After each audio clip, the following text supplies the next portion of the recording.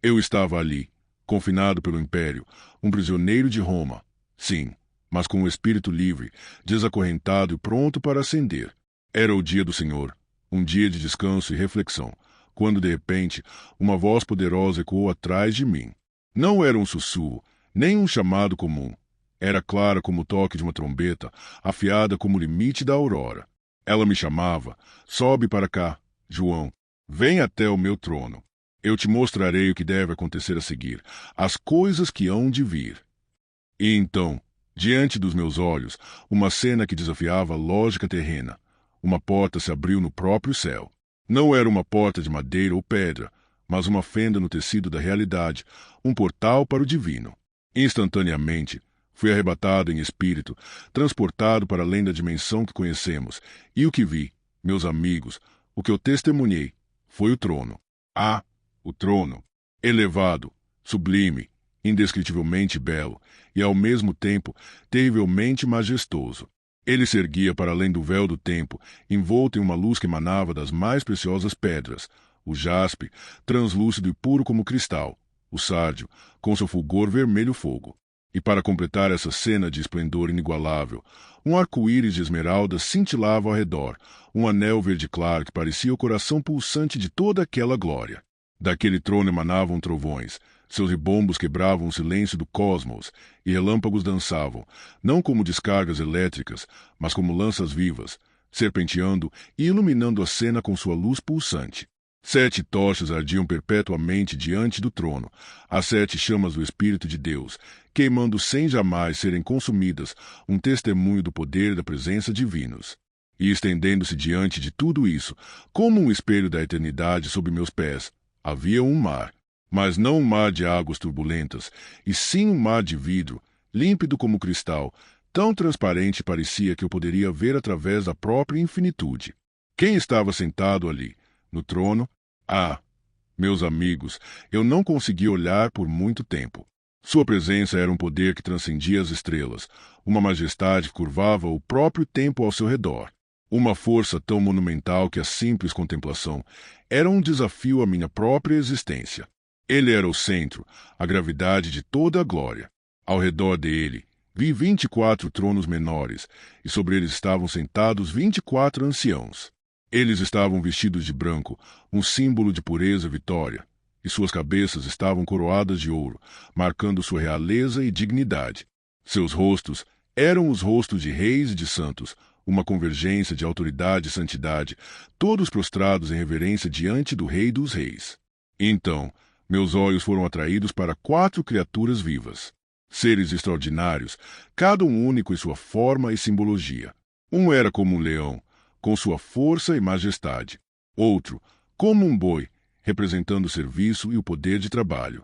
O terceiro, com a face de um homem, refletindo a inteligência e a humanidade. E o quarto, por fim, era como uma águia em pleno voo, simbolizando visão perspicaz e ascensão aos céus. Seus corpos eram cheios de olhos. Por dentro e por fora, olhos que viam o passado, o presente e o futuro, tudo ao mesmo tempo. Não havia segredos para eles, nada oculto. E suas asas batiam, não o ar, mas o próprio espírito, impulsionando louvor incessante, que ressoava em um cântico que parecia ser o próprio alicerce do universo. Santo, Santo, é o Senhor Deus Todo-Poderoso, aquele que era, que é e que há de vir. O louvor deles era o próprio fôlego, incessante e incansável. Nunca cessavam, nem de dia nem de noite. E sempre que as criaturas davam glória e honra e ações de graças àquele que estava sentado no trono, os 24 anciãos caíam prostrados diante dele. Eles depunham suas coroas de ouro diante do trono, como crianças depositando seus tesouros mais preciosos aos pés de seu pai. Era um ato de total rendição e adoração, um reconhecimento de que toda a glória pertencia a ele. Nesse momento de sublime adoração, meus olhos captaram algo na mão direita de aquele que estava sentado no trono. Um pergaminho. Era um rolo de livro, mas não um rolo comum. Ele estava selado. 7 selos, cada um com um mistério, fechavam-no como um julgamento esperando ser desvendado. O seu conteúdo, um segredo cósmico, aguardava ser revelado. Então, Um anjo poderoso, com uma voz que ressoou por todo o céu, proclamou em alta voz: Quem é digno de abrir o pergaminho e de romper os seus selos? E ali, em meio à glória indizível, eu, João, chorei. Lágrimas escorreram pelo meu rosto. Uma tristeza profunda e avassaladora subiu em meu ser. Ninguém foi encontrado digno. Ninguém no céu, ninguém na terra, nem mesmo debaixo da terra. Nenhuma criatura, nenhum ser, tinha a dignidade, a autoridade, a retidão para abrir aquele pergaminho e desvendar seus mistérios. Eu chorei e chorei, inconsolável, pois parecia que o mundo estava selado sobre si mesmo, preso em seus próprios mistérios e em sua própria perdição, sem esperança de revelação ou redenção. Mas então, um dos anciãos, aquele que anteriormente havia me encorajado, tocou meu ombro. Ele gesticulou para cima, chamando minha atenção para outro ponto na visão. Não chores, ele disse, com uma voz que acalmou minha alma. Vê, o leão da tribo de Judá, a raiz de Davi, ele venceu. Ele é digno de abrir o pergaminho e os seus 7 selos. Eu me virei, o coração cheio de expectativa, esperando ver um leão majestoso, rugindo em triunfo, pronto para desvendar todos os segredos. Mas o que eu vi, meus amigos, chocou-me profundamente. O que eu vi foi um cordeiro. Sim, um cordeiro, mas não um cordeiro comum. Este cordeiro estava em pé, como se tivesse sido imolado.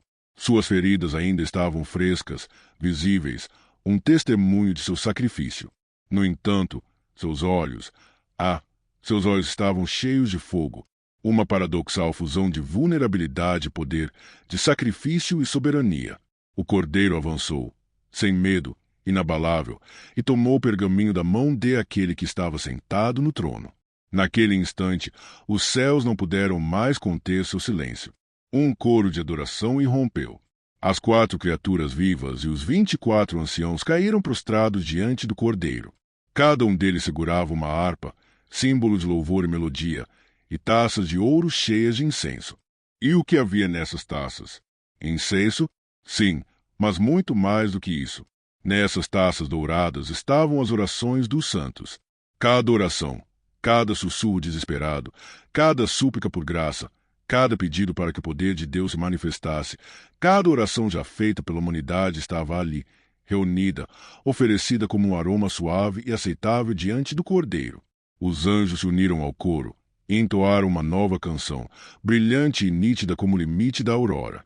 Digno és tu de tomar o pergaminho e de abrir os seus selos, pois foste morto, e com teu sangue compraste para Deus homem de toda tribo, língua, povo e nação. Tu os fizeste um reino de sacerdotes para o nosso Deus, e eles reinarão sobre a terra. Era uma canção de redenção, de triunfo sobre a morte, de promessa de um reino eterno. E o cântico continuou, em um crescendo de glória, ressoando por todo o universo. Digno é o Cordeiro que foi morto de receber o poder, e a riqueza, e a sabedoria, e a força, e a honra, e a glória, e o louvor. E então, em uma união que unia toda a criação, houve toda a criatura no céu, na terra, debaixo da terra e no mar, e tudo que neles há, bradando: Aquele que está sentado no trono e ao Cordeiro, sejam o louvor, e a honra, e a glória, e o poder, para todo sempre, para todo sempre.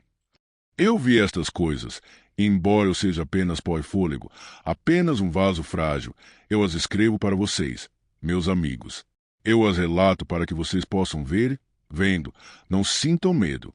Não se deixem consumir pelo temor diante do desconhecido ou das adversidades do mundo, mas que, ao contrário, sejam cheios de esperança, uma esperança inabalável que se ancore na majestade e no sacrifício do Cordeiro. Que esta visão inspire vocês, como me inspirou, a olhar para além do visível, a confiar na soberania que governa o universo e a viver com a certeza de que a glória final pertence àquele que venceu.